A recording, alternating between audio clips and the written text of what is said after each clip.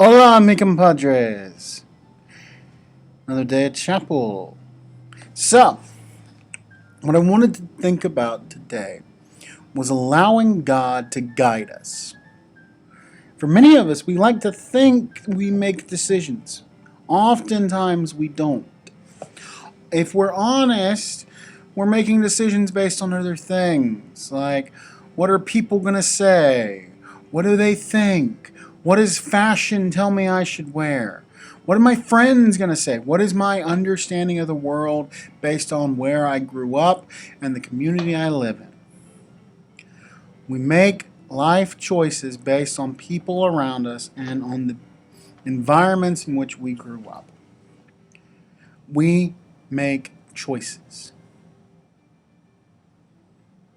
We make choices based upon who we're interacting with, what we think is the best course of action. Some of that, because you are young, is beyond your control. You don't have a choice necessarily in where you go to school, what you have for lunch, but there are choices you get to make. There are choices in your habits, there are choices in your attitudes, there are choices about your character. And you choose those. No one else does. You do. So, some of your actions aren't the best. Sometimes you make choices in how you interact with. Sorry, I had a hair. Sometimes you choose to interact with parents, siblings, teachers, friends in ways that are less than becoming of what you should. Sometimes you do it to cause people to pay attention to you. Sometimes you do it as a reaction to something you feel has been done to you.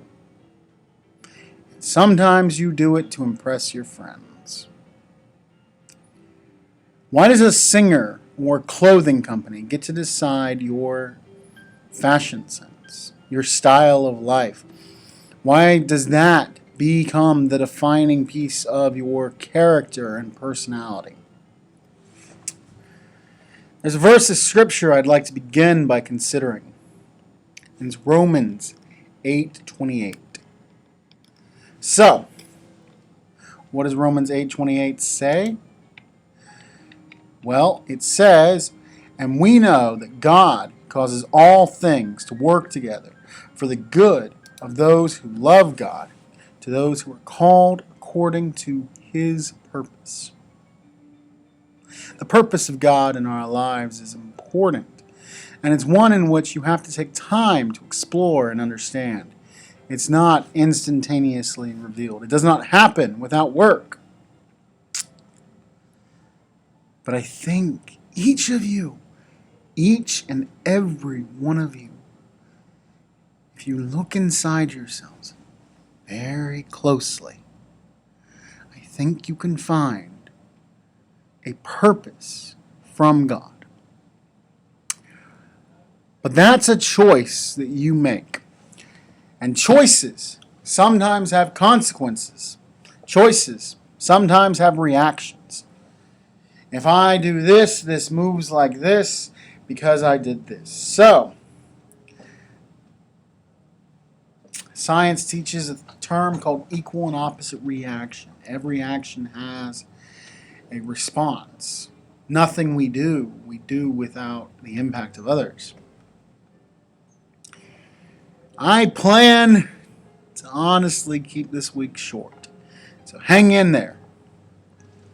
Colossians 3:1 says, "Therefore, if you are raised with Christ, keep seeking the things that are above, where Christ is, and seated at the right hand of God."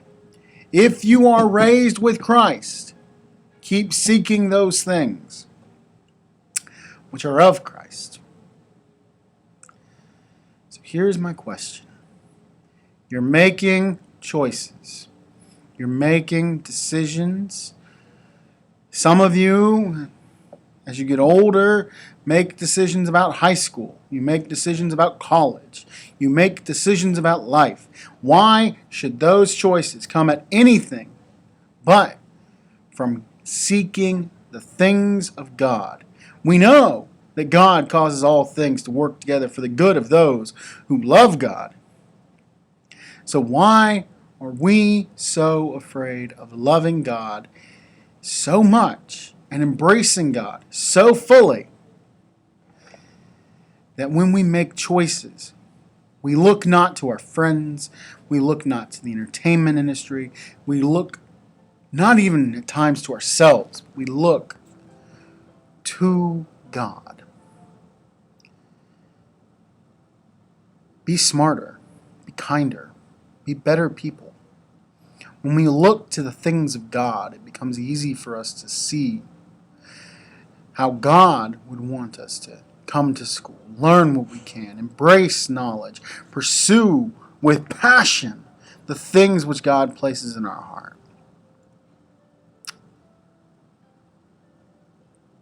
Not wanting to learn, not wanting to know, not wanting to be smarter, be better, assuming you know it all.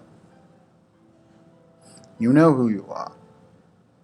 It is reflective of not being led by God, not by the God of wisdom, not by the God of foreknowledge. You are being led by your own God, yourself, your friends, those things that you have replaced God with.